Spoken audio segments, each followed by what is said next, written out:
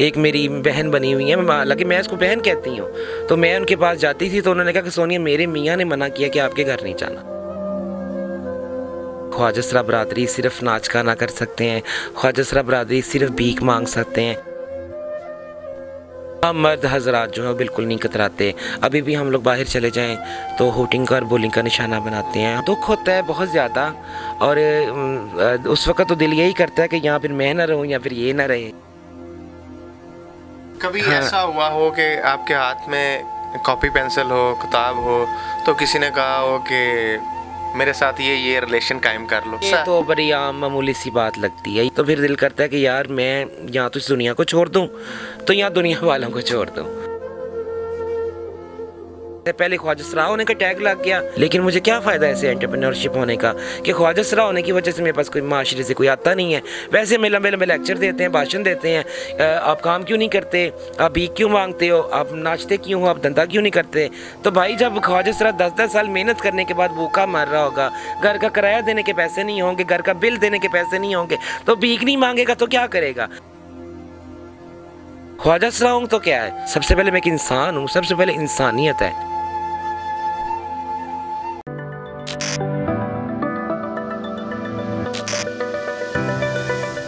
अस्सलाम वालेकुम नाज़रीन, मैं हूँ आपका मेज़बान AK आज़ाद।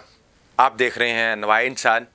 नाज़रीन, मैंने सोसाइटी में बहुत से रंग देखे और आज मेरे साथ पाकिस्तान का एक ऐसा हीरा नायाब है जिसको इस सोसाइटी ने, इस समाज ने पहले तो कबूल नहीं किया, धत्कार दिया, फिर उसने जुर्रत की, कर्रज की, हिम्मत पैदा की कि नहीं, मुझे फिर भी सोसाइटी ने कबूल नहीं किया, मुझे फिर भी सोसाइटी के लिए कुछ करना है, मुझे इंसानियत के लिए दर्द दिल रखना है।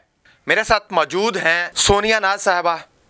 उन्होंने ग्रेजुएशन किया, फिर इस सोसाइटी में मौजूद ट्रेंड को तोड़ा जो हमारे माशरे में हमारी शादी ब्याह के या दीगर फंक्शंस होते हैं, वहाँ पर एक, अब मैं लफ्ज़ नाम लूँगा, एक मुजरा करें, एक डांस करें, लाखों रुपए नशावर करने के लिए तैयार होते हैं।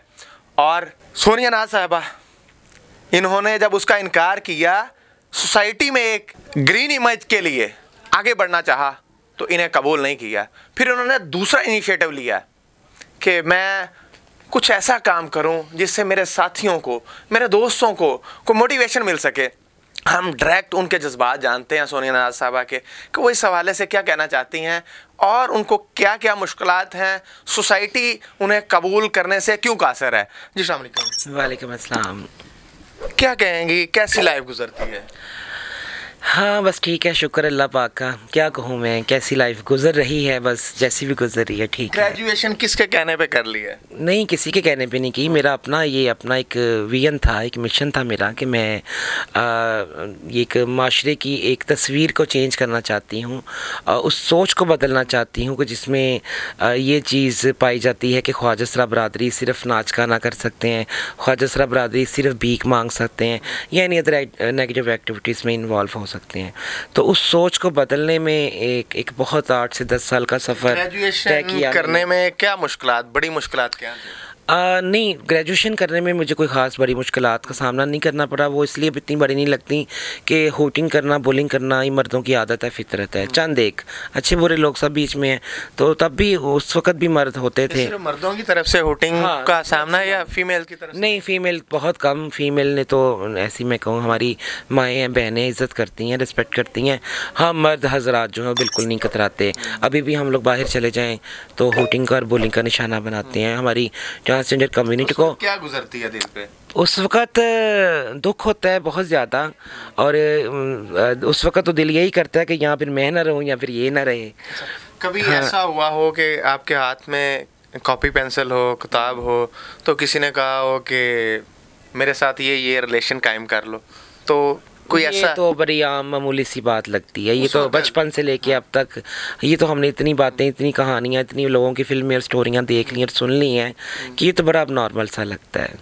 तो उस वक्त फील्ड को छोड़ के ये सब करना कितना मुश्किल था? देखें, ये बहुत बड़ा फ़ैसला होता है कि एक तरफ से आपको लाखों की अर्निंग हो, मिलियंस आप कमा रहे हो, और दूसरी तरफ आपको 2 वक्त की रोटी के लिए और अपने डेली के सर्वाइवल के लिए आपको इतनी एफर्ट और स्ट्रगल करना पड़े, और फिर जाके भी आपका अगर गुजारा ना हो, फिर जाके भी आपके किराए और बिल सर पे चढ़े रहें, वो भी ना पूरे हों, तो फिर बड़ा दुख होता है। फिर इंसान इतना डिसहार्ट और इतना डिस्करेज होता है, तो फिर दिल करता है कि यार मैं या तो इस दुनिया को छोड़ दूँ, तो या दुनिया वालों को छोड़ दूँ। नहीं तल्लक इख्तियार कर लो। तो माशाल्लाह जिस तरह से मोटिवेशन पर्सनैलिटी या सोशल एक्टिविस्ट के तौर पे भी अपनी कम्युनिटी के लिए भी काम कर रही हैं, समाज के लिए भी। कोविड के दिनों में आगे पीछे मैं मुख्तलिफ आपकी डॉक्यूमेंट्रीज देखी, मुख्तलिफ चैनल्स पे भी आपको देख चुका हूँ।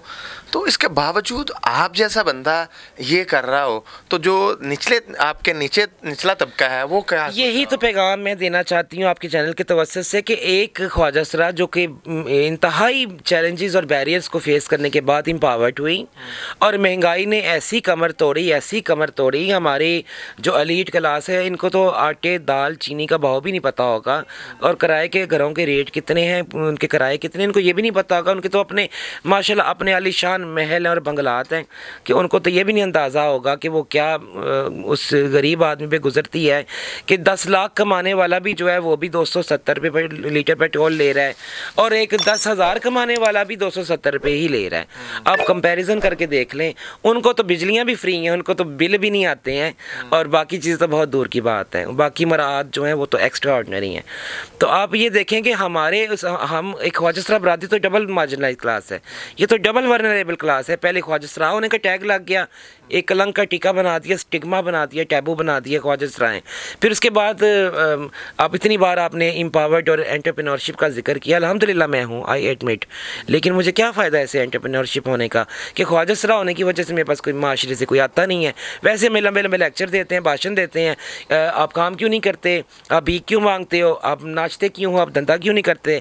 तो भाई जब ख्वाजा सरा 10-10 साल मेहनत करने के बाद भूखा मर रहा होगा, घर का किराया देने के पैसे नहीं होंगे, घर का बिल देने के पैसे नहीं होंगे, तो भीख नहीं मांगेगा तो क्या करेगा, नाचेगा नहीं तो क्या करेगा, धंधा नहीं करेगा तो क्या करेगा, इज्जत पामाल नहीं अपनी करेगा तो क्या करेगा।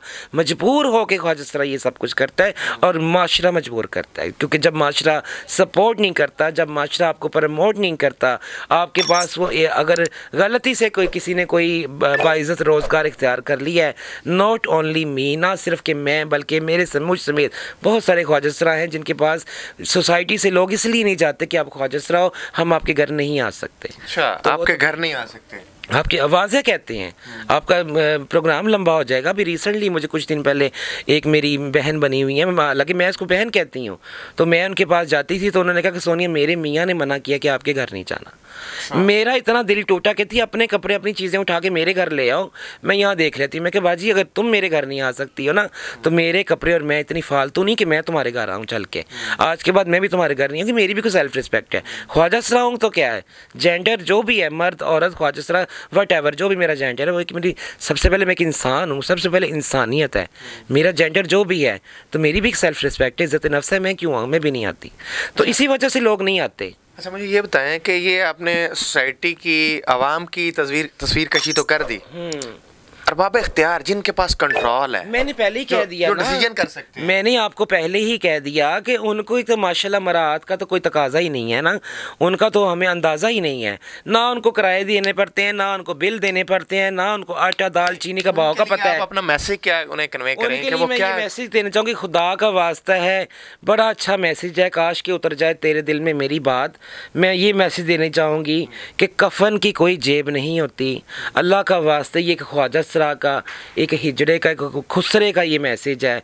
ठीक है, मैं बहुत बड़े और बुरे अल्फाज भी, जो तल्ख अल्फाज यूज़ कर रही हूँ, कफन की कोई जेब नहीं होगी और कब्र की कोई अलमारी नहीं होगी। भाई जो भी कोई आप मेरे सुन रहे हो ना, कोई भी, ये सारा कुछ यहीं पे रह जाना। अपनी ज़िंदगी में किसी की कोई हेल्प कर सकते हो, कोई नेक काम कर सकते हो, कोई सपोर्ट कर सकते हो, कोई अच्छा काम कर सकते हो, इस मुल्क को संवार सकते हो, इस मुल्क के हालात बेहतर कर सकते हो, गरीब आदमी के लिए कुछ कर सकते हो, तो अल्लाह का वास्ते मेरे जुड़े हुए हाथ देख लो, कर लो। यही अमाल साथ जाएंगे, दुनिया फानी है, फना हो जाएगी, ख़त्म हो जाएगी, सब कुछ यहीं रह जाएगा। आज तक कोई अपने साथ कुछ नहीं लेके गया। नाज़रीन, ये सोनिया नाज वो सोशल मीडिया एक्टिविस्ट, ग्रेजुएट, इस्लामी जमहूरिया पाकिस्तान की रियासत में ग्रेजुएट, जो आपके सामने इल्तिजा कर रहे थे, वो इस वक्त इस दंदल से अपनी कम्युनिटी को निकालने के लिए मोरल टीवी के नाम से अपना चैनल भी रन कर रही हैं, ताकि किसी को मोटिवेशन मिल सके।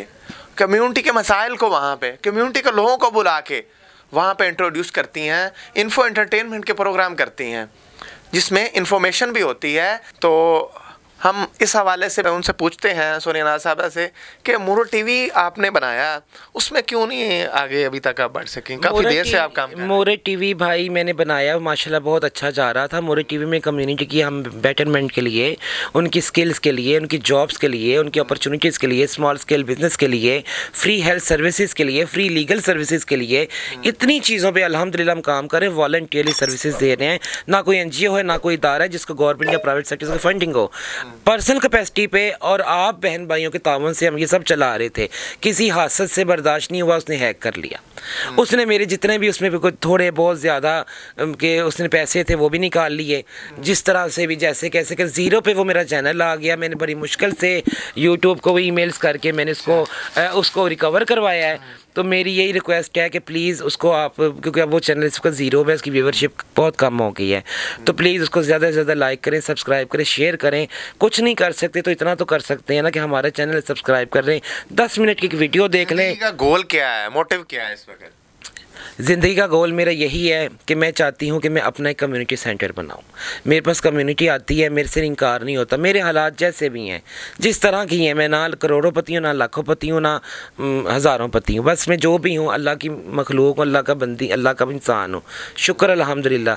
मेरी ख्वाहिश यही है कि कम्युनिटी सेंटर हो जहाँ पर मेरी कम्युनिटी को free of cost health services provide हो रही हों, लीगल सर्विसेज हों, उनका खाना पीना, रहाइश, उनका शेल्टर वहाँ पर फ्री ऑफ कॉस्ट, और वो किसी NGO इदारे के थ्रू ना हो प्लीज़, क्योंकि NGOs इदारे बहुत हैं, सिवाय 1-2 NGOs के कोई हमारे लिए कुछ नहीं कर रहा भाई। जो ग्रास रूट पे हैं वो और ग्रास रूट पे चले गए हैं, और जो इम्पावर्ड थे वो और इम्पावर्ड हो गए हैं। वो लाखपति हो गए, करोड़पति हो गए, बंगलों और कोठियों के मालिक हो गए, गाड़ियों के मालिक हो गए।